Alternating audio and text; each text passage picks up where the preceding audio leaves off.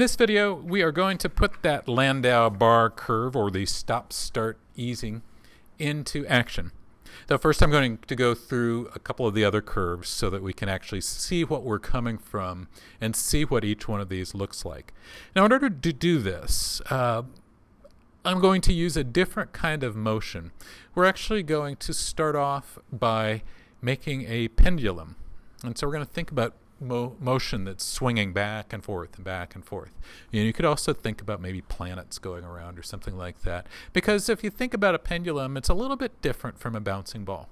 A bouncing ball is pretty easy. That's pretty linear. It does speed up, but it only speeds up in one change of state from top to bottom. A pendulum, as it swings from the left side to the right side, is going to speed up, slow down, and speed up again. Okay, so I thought this would be a good example to demonstrate it.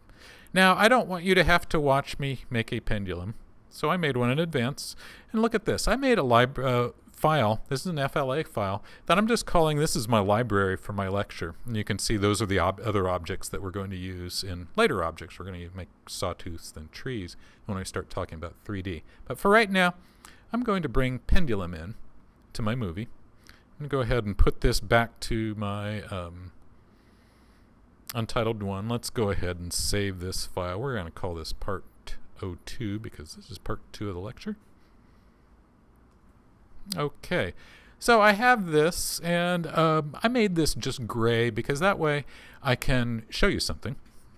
We're going to come in and set the color properties for this. This is a movie clip.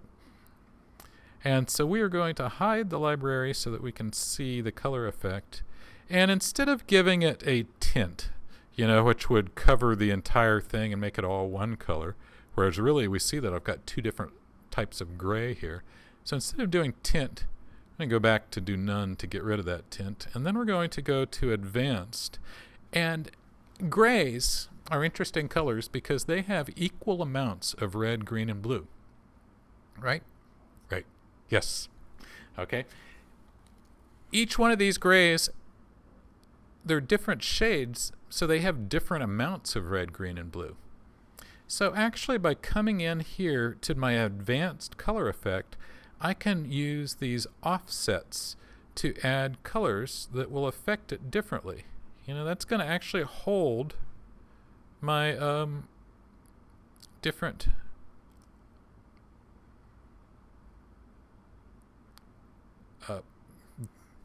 my different luminosities, or my different value between the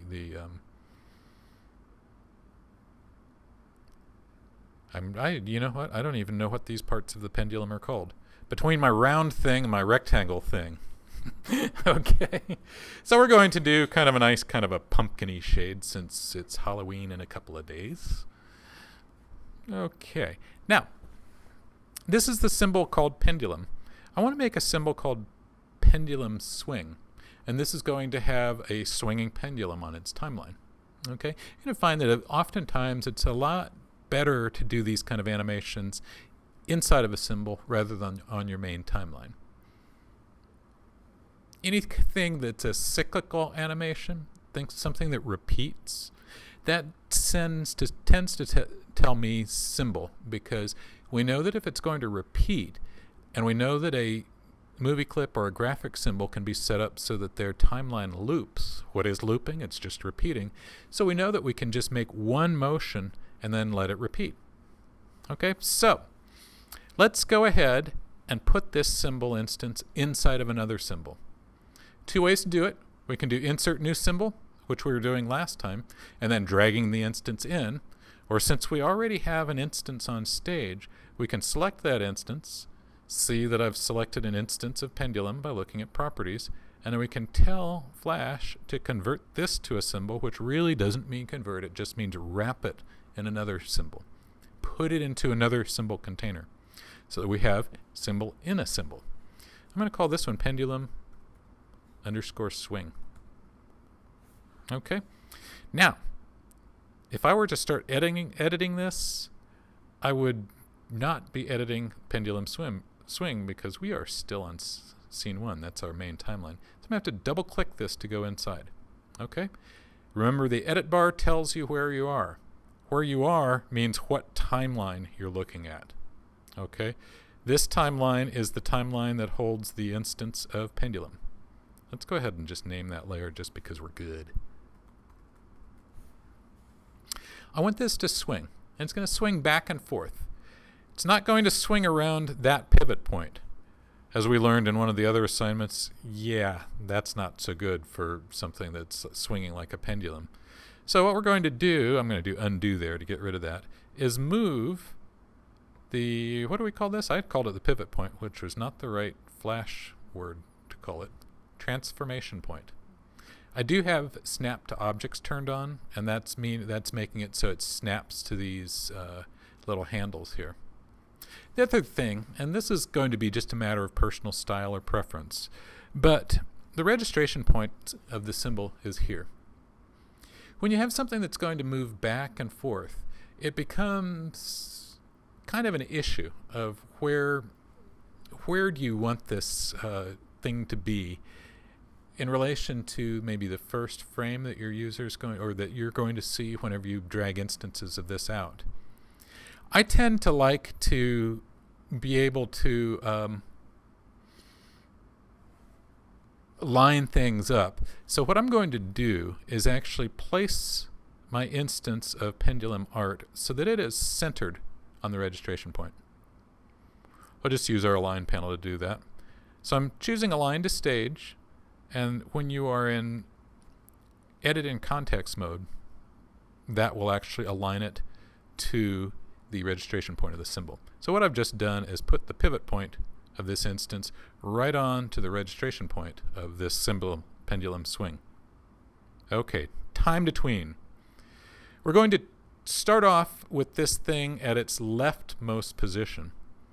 And to do this, to rotate it, you could use your free transform tool and just come in and do stuff like that. This kind of bothers me. It just feels messy to me, and I'm not very good at clicking things.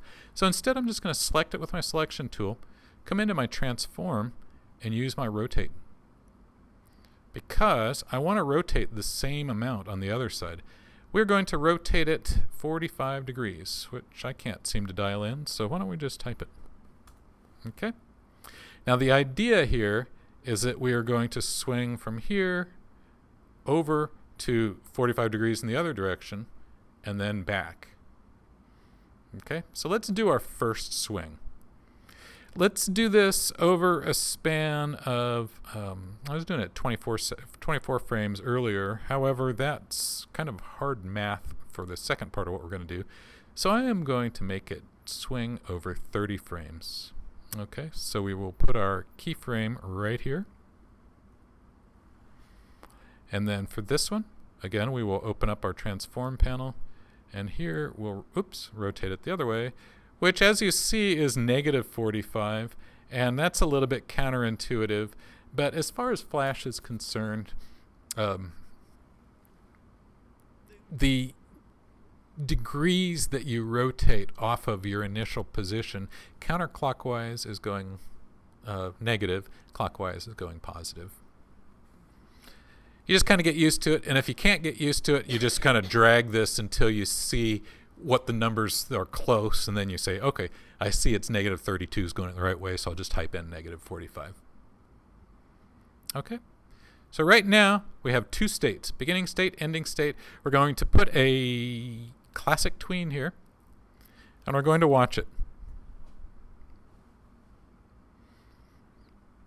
I'm going to put some extra frames on at the end. I'm getting this little artifact, and I don't know where that's coming from. It's, I think it's a glitch in the matrix. I saw that earlier when I was playing around. That's very boring motion, isn't it? I mean, we've never seen something swing like that. If rope swings worked that way, we wouldn't, that's like being on an escalator or something. There's nothing fun about that. Well, let's add some easing. Okay, what I'm going to do is let's try easing out. We're going to ease out just as much as we can. That's kind of nice because you know what? It's slowing down as it reaches the top, but it's not starting right. because it should speed up. So we try easing in instead.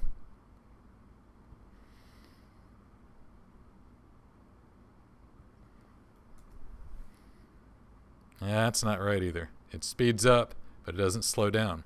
Let's look at the curve.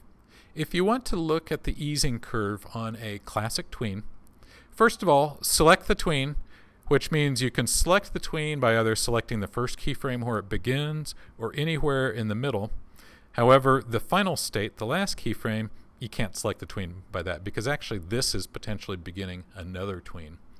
So anywhere from the beginning keyframe up to the one right before the ending state.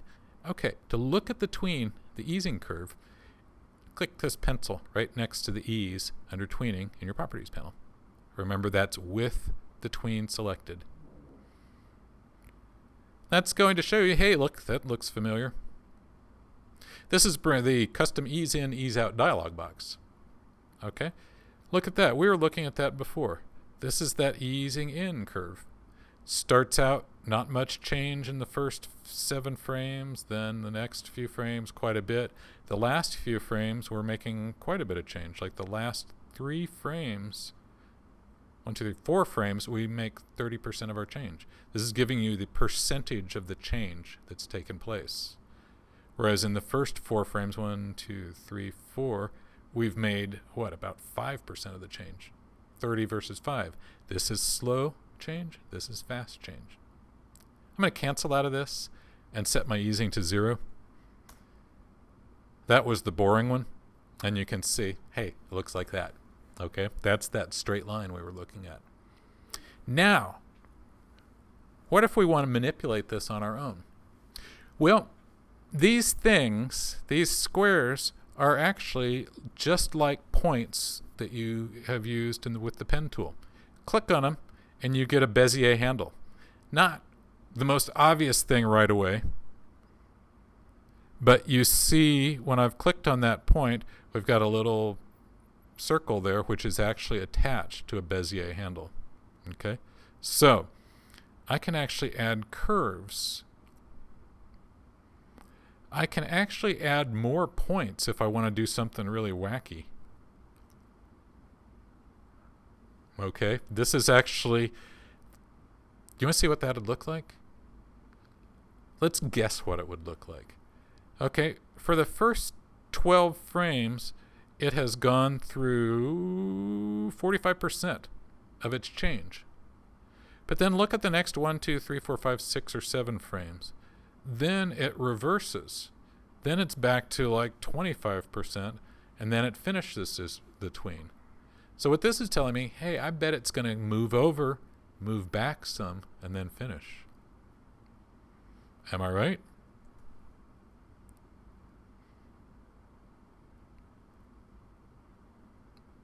Okay, that is all accomplished with an easing curve.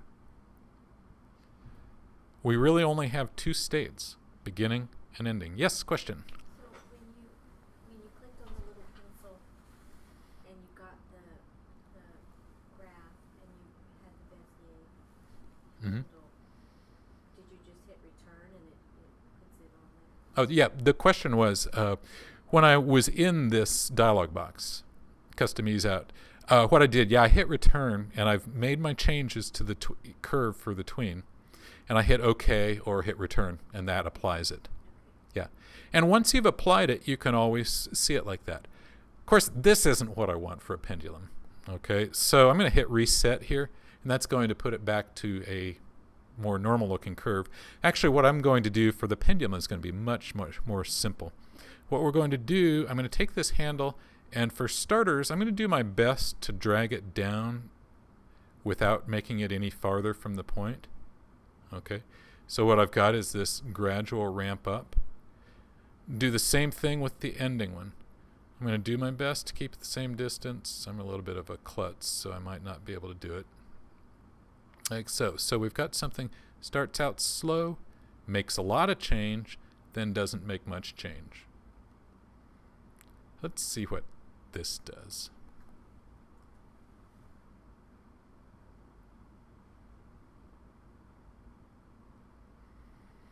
Not quite as much as I'm not seeing it. Are you seeing it? I could come in here and look at the edit multiple frames, or not. I'm sorry, onion skins, and let's set our markers here. And we could look at it this way, and this is going to be hard to see because there are so many frames so close together.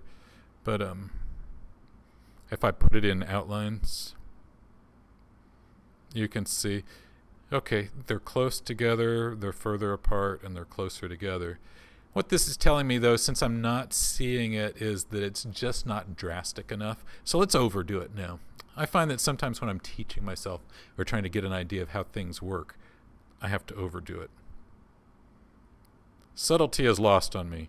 So what we're going to do here is move it up. How about we take that up to 20? So let's see. I'm going to take this handle, take it back to 30. 10 might be too much. This is going to show us. Okay, there is a steep curve. So now you can see it starts out moving very little. Remember, each one of these outlines is a frame. They're quite widely spaced towards the middle, quite close towards the end. Let's see what this looks like. Okay. That's a little too much. Not very natural. So we're going to hit it somewhere in between, and we can just, again, go right into our ease. And what did I do to make it? Well, you know what? I brought these out. Let's bring them back.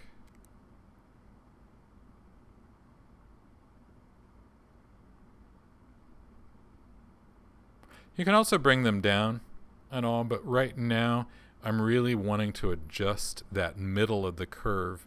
And so I can't follow that line up. Yeah, there we go. Okay, you can see that my lines just redrew. That looks pretty good, doesn't it?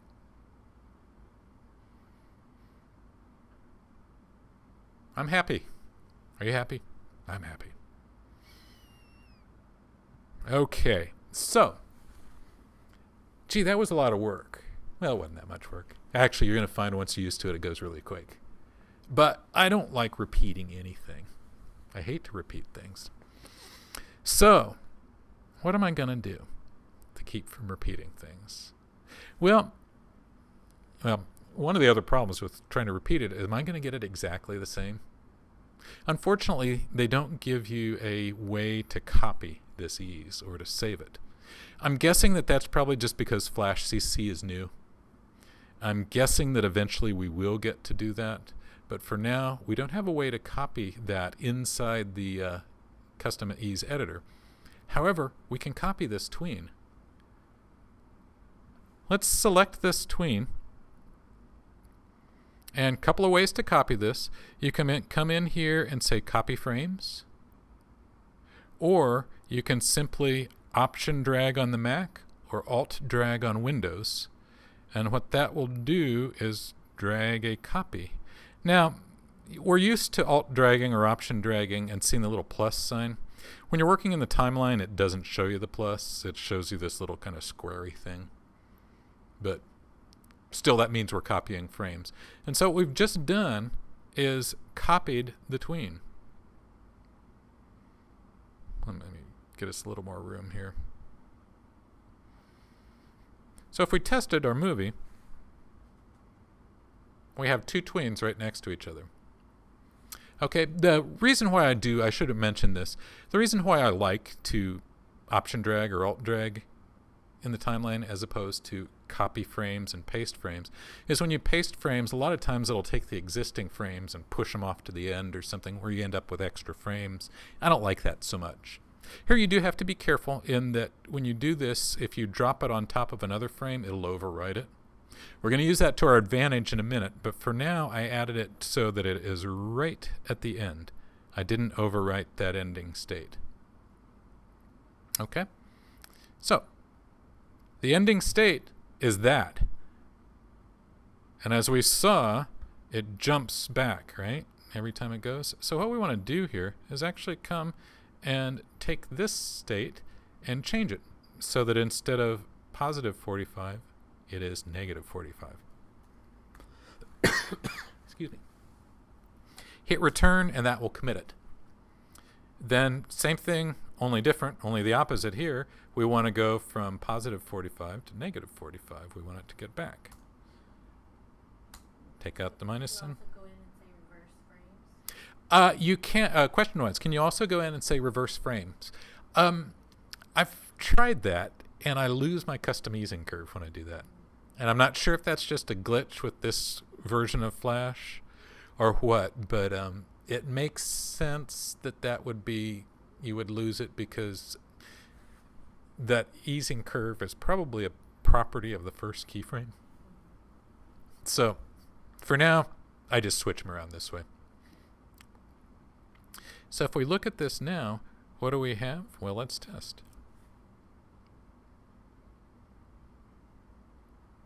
That's pretty nice. We have just made a cyclical symbol. We could do the beginning of Twilight Zone or something with this now. And this thing is, since this is inside of a movie clip symbol, it's going to just sit around and do that as long as it's on stage. Now here is why I set it up with the pendulum in the middle, is because when I drag it out to the stage, I want to see the farther, I want it to begin with the beginning, or begin at the left side. And different people have different ways, like some people would say, well, make it so that this state has is where the registration mark is, so that it goes all the way back to 0. But then I say, well, what if I want to change that angle or something, then it gets off and all. So for something that's rotating around a central point, I tend to line it up on the center. So now that we have this, we can actually, make copies of these. We can use free transform to make them smaller. Like so. Oops. You are getting very sleepy. Much, much more natural ease with that S curve. Okay, I'm never done though. You know what? I want to do one last thing with this pendulum swinging, and that is to imagine that this isn't like one of those clocks that's wound up with a spring. Instead, this is like some kid on a rope swing whose big brothers pulled him way back and is letting him swing out over a river, a raging river above the Niagara Falls or something. And the kid has to hang on until this thing has quit swinging and he's over ground. Either act that or he has to let go when it's back, but that's kind of scary. Because, he's got his brother trying to kill him down there. Okay, so we want this to decay. Which means we want another tween on the timeline of this movie symbol, or movie clip symbol, which will take it from less, from this angle to a lower angle, to a lower angle, to a lower angle, to a lower angle. Okay, so let's start with this. If it's going to decay, then it's going to lose some of its momentum on the first swing. So it's not going to make it all the way over to 45 degrees. So instead, we can come in here and let's just change it to, how about negative 35. We do have to remember that we've got this keyframe sitting over here that's also at negative 45, so if we forgot to change that keyframe, we'd have a little glitch, just so you can see what that looks like. Okay, we went to negative 35, then we jumped to 45. Anytime you see that kind of a glitch, look for consecutive keyframes where there's a large change, or look for when there's a large change between the ending keyframe or frame of the movie clip and the beginning. That's typically where your glitches occur. Okay, so let's make this one 35.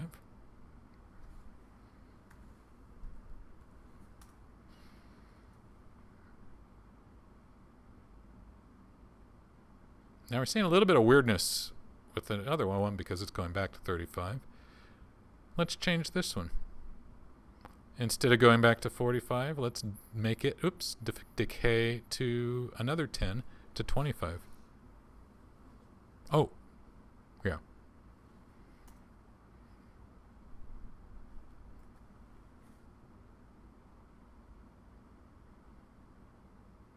Okay, there's where we jump.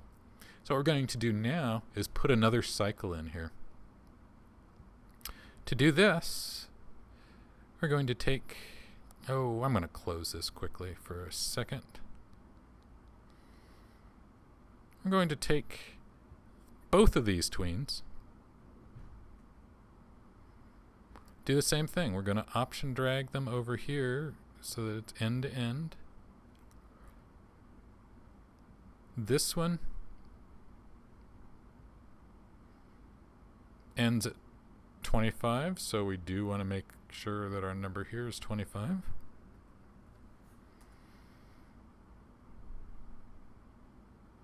We're going to lose some more momentum here. We're going to maybe lose a little less momentum. Instead of losing 10 degrees worth of momentum, let's just lose 5 degrees worth.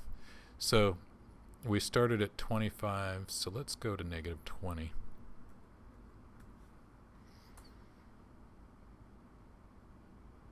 So this time it goes from there to there. Remember, we have to change this one as well. See why I like the numbers for something like this much, much more than trying to drag things around. Okay, so for the next one, we're going to go to 15. Let's take a look at this.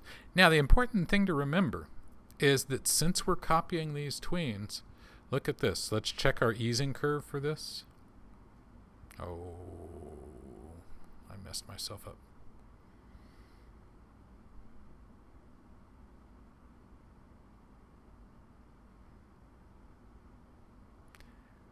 I still haven't gotten used to this, the new interface with CC, so I'm just going to reset my... Why do they do this?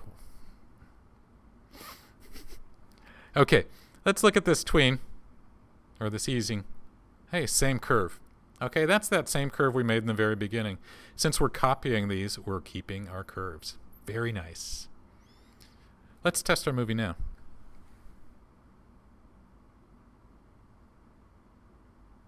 Not bad, huh? Interesting thing here is I'm keeping the tweens the same length.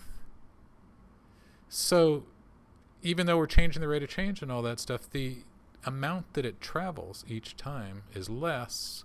So that less movement is spread over more time. So it automatically looks like it's slowing down. Just so that we can see this more, we can do it one more time. And then I'll leave the rest of that to you guys as an exercise, or not.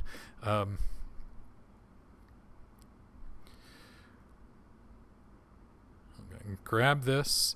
Again, whenever I do drag copies of frames and tweens and stuff, I usually like to drag it by the beginning keyframe because that's where I'm worried about dropping it, because I want to drop this beginning keyframe right after the ending of the current keyframe. So I'm going to grab it by here.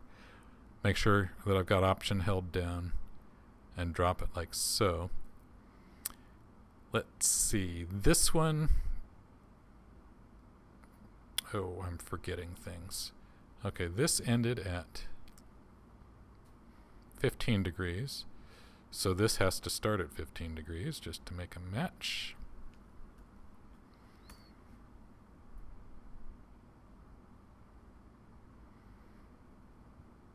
Let's go here. Let's take off. Let's go to negative 10.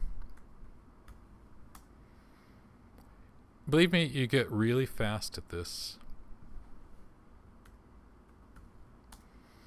Okay, this one, what do we want to go down to? This time we want to go down to 5 degrees. Test.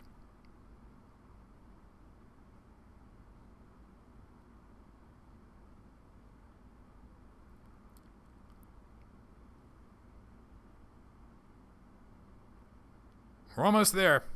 We need one more tween. And this time, I want the tween that goes from, I just want half of this tween. So you do it a couple of ways. I'm just going to take this tween and copy it. And really, remember, the only reason I'm copying is so that I keep that easing curve. I'm going to move it over like so. This one was at 5 degrees, was it? I just don't remember things when I'm talking. Okay, so we'll put this one at 5 degrees. And then we will go to the end and put this.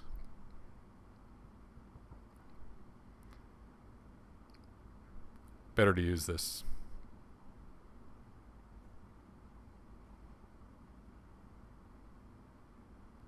Set this one at 0, and we've settled into our position.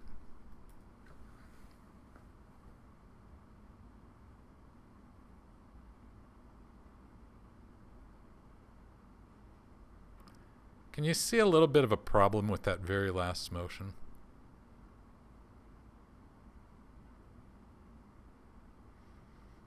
Very, very subtle. But we've still got that easing curve that starts out slow, goes fast, and ends slow. But we're only making half of the motion, and we're slowing down to a stop. So we do have to remember, and you know what?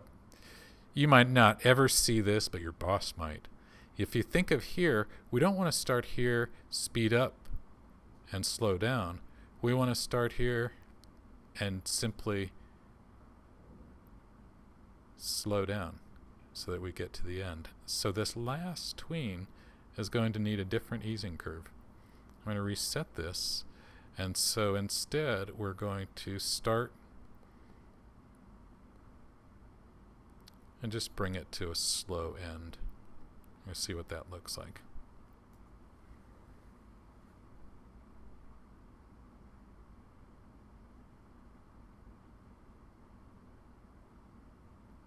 I think that's better. Can you see? You can see the difference now that I changed it. Okay. We've got our symbol here. Now, if we wanted to, I should have saved, being a smart person, what I should have done is saved the one without the decay, right? But I didn't. Can I fix that? Yes. Well, first of all, this is my current one, pendulum swing. I'm going to rename this one, which I can do just in the library, and I'm going to call this pendulum swing decay. I will duplicate this. You can duplicate with right-click on the symbol, or you can select it and choose it from the panel menu up here. And we're going to call this one simply pendulum swing, because this is going to be the one that I'm going to go into and simply delete all of those tweens that I added. Fortunately, I didn't make many changes, or I didn't make any changes to the first couple of tweens, so we're just going to delete this. So now we have, come in here and remove frames. So now we have our original symbol again, which is the pendulum swinging back and forth, and the decay. So let's go ahead and put instances of both of these out. This is pendulum swing decay. We will put out an instance of pendulum swing. I'm going to make this smaller so it'll fit. Nice thing about doing things in symbols like this is it's very easy to scale the entire thing without having to worry about much at all. And just to remind you, this is the free transform tool. Don't move things around with the free transform tool. Okay? Just use the free transform tool when you want to scale or rotate. Then switch immediately back to your selection tool to move things. I say that because it's very easy with your free transform tool to go to move something, but instead do something like that. And it's easy to do that without noticing. And then you don't notice, and then it's messed up forever, or it's messed up in lots of keyframes. Okay, so. Oh, you know what? I did change the first tween. Dang, I forgot about that. Because I changed that to negative 35.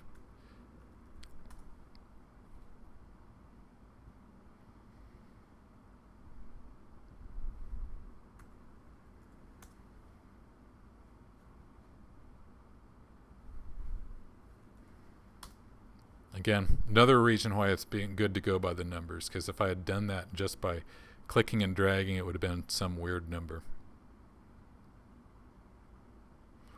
Okay, so we've got one that decays and one that doesn't. Now that one starts over again. Is there something we can do to fix that? Yes, there is. Here is the time that you would put your do your work on the main timeline or the parent timeline. Remember, we can just come out here on our main timeline. I'm just going to add a bunch of frames here. And what we'll do is come back to the instance of the decay one. Okay. We're going to change its behavior to a graphic symbol. And we're going to tell it to play once. Starting on the first frame.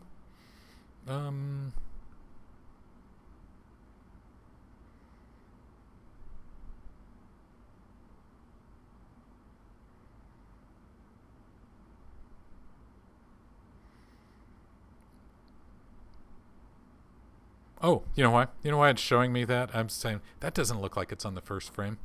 I forgot. Look where my playhead is. It's on frame 560. Okay. Put playhead back here, and it's going to start it there. Okay, so now we've got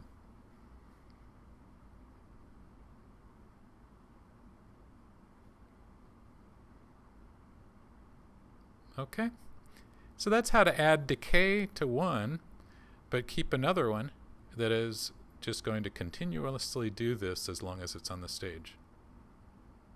Now these things we could tween to make them bigger or smaller, make them change color. We could make all kinds of changes to the symbol containers, and this animation will just stay the same, which is another kind of cool thing, which we get into in the next set of lectures, which is on nested animation. However, this is everything I wanted to do for easing, and we're going to move on and look at 3D in the next movie.